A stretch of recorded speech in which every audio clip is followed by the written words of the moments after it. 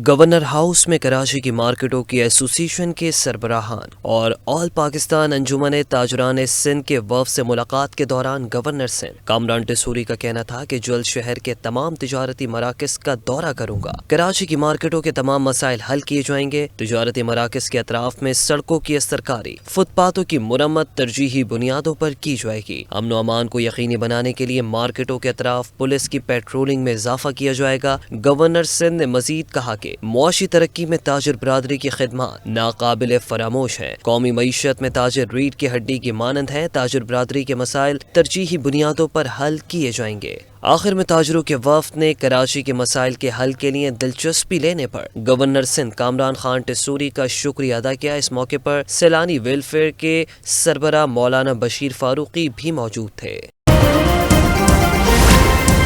C110 news, खबर की असल खबर।